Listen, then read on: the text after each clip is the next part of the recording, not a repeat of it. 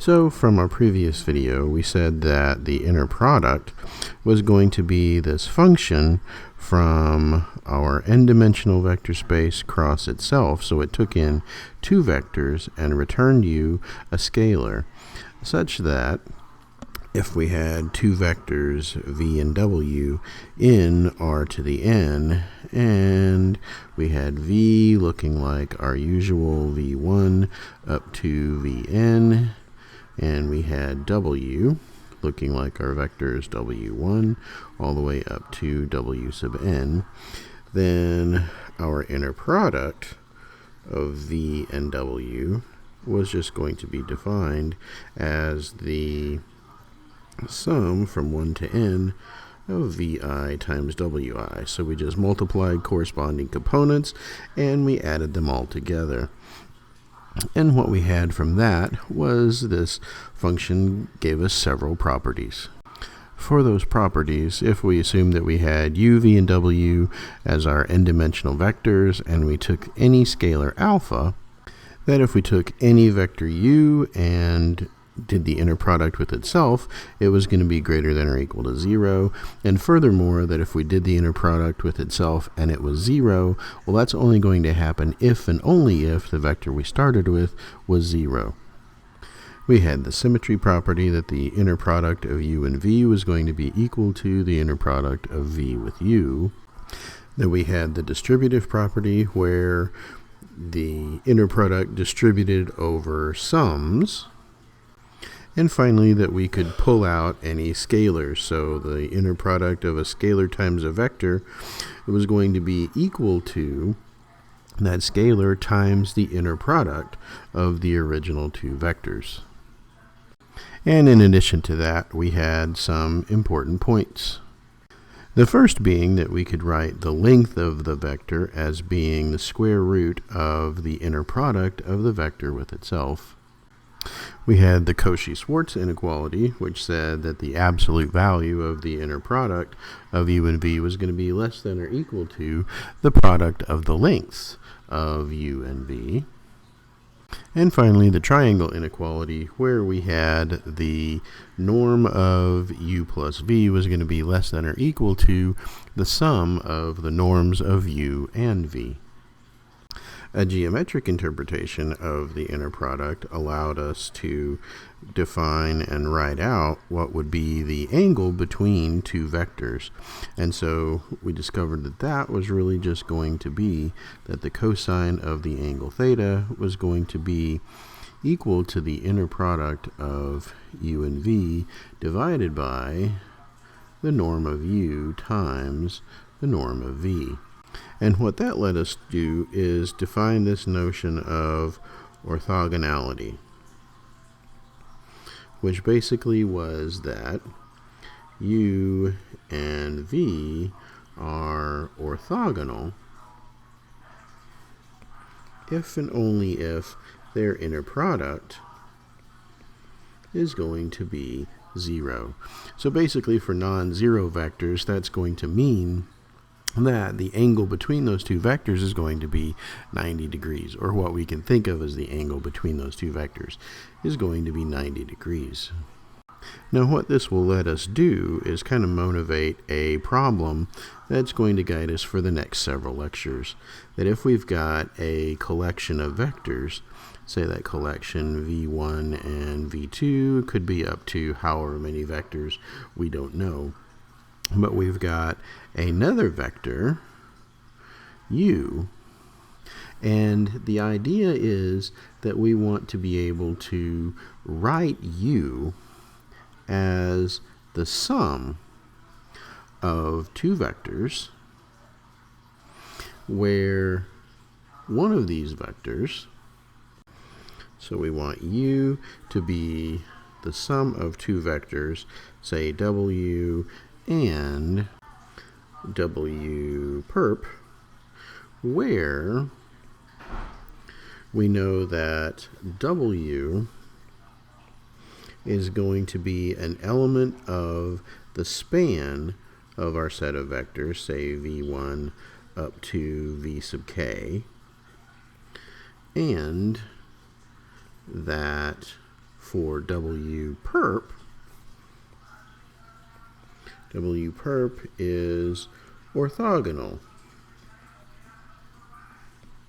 to the span of V1 up to V sub k. So we essentially want to be able to write this vector so that, or come up with this decomposition of this vector u, so that we can write it as a vector that's in the span and a vector that's perpendicular to that span. So our next few discussions are going to be motivated by this picture, and let's delve into some of the details of that. That we've already seen a smaller case of this, that if we had a vector v and then we had our vector u, that we could talk about the projection of u onto v, so that I have a vector that basically looks like this. So one vector doing this, another vector that's going to be in the direction of v, and so this vector projection onto v of u, we were able to write in terms of our inner products. So that ended up looking like the projection, or the inner product of v with u divided by the inner product of v with itself, and that was going to be in the direction of our vector v. So we're going to be looking at the case where we already have a vector u that we happen to know is already in the span of maybe two other vectors, v1 and v2. And how can we, and maybe use our inner products to determine what the coefficients are going to look like when we turn around and write u as being some kind of alpha times v1 and some other beta times v2. So now let's look at a special case where we've got a couple of vectors, say v1, and then for our second vector we have our v2, and in particular we've got this, that the angle in between v1 and v2 is going to be 90 degrees, so that v1 and v2 happen to be orthogonal. Well, now if we take a third vector, u, and it's doing something like this, then if we just take our vector projections, so if we take our first projection onto the vector v1, and then if we take a second projection onto the vector v2, then it's pretty immediate, at least from that picture, that our sum of our two vectors for u will just be the sum of our projections. So we'll have something that is of the form v1 inner product with u divided by v1 inner product with v1, and that one's in the direction of v1, and so that our second projection, we have v2 in the direction of u, so inner product with u over v2 inner product with itself, and that in the direction of v2 gives us the representation that we need for u. So this brings us to a definition. So if we are given a set of vectors, say v1 up to v sub k, and those vectors are in our n-dimensional vector space, r to the n, then this set mutually orthogonal if and only if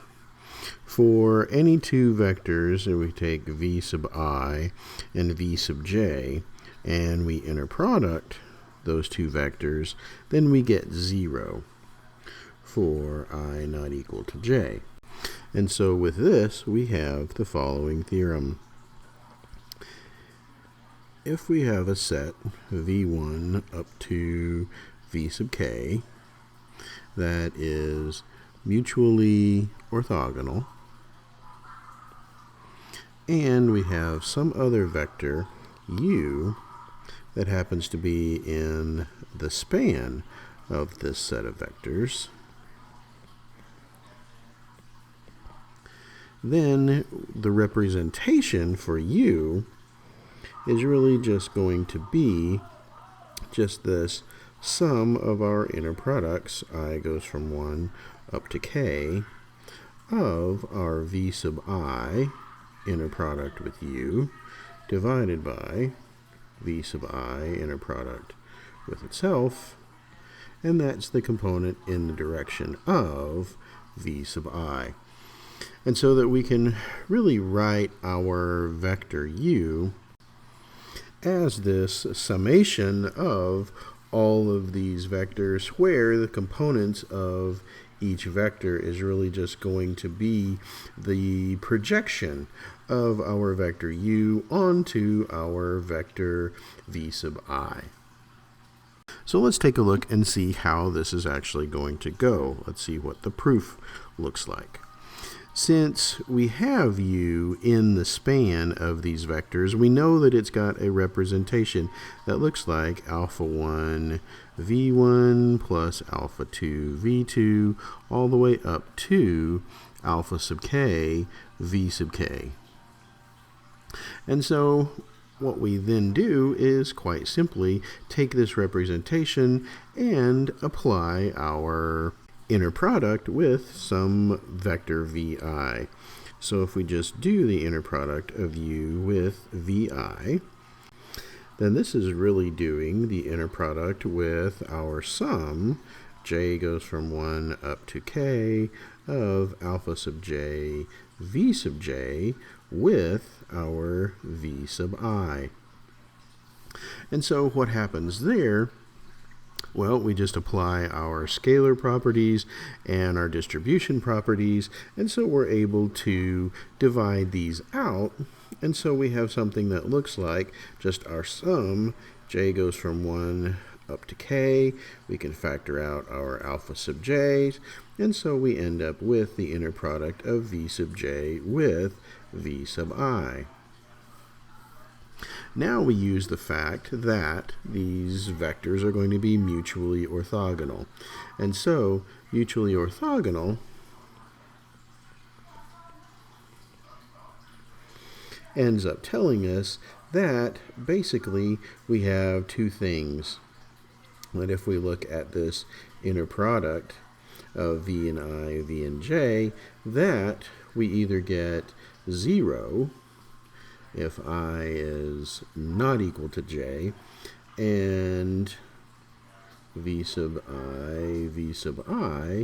if I is equal to j. And so what happens is this sum ends up just getting reduced to our single term alpha sub I times v sub I and v sub I. And so kind of what we're left to conclude then is if our v sub i's are not going to be 0, that our alpha sub I is going to be the inner product of u with v sub I divided by the inner product of v sub I with itself. And so where we go with this, we'll have to wait for the next video.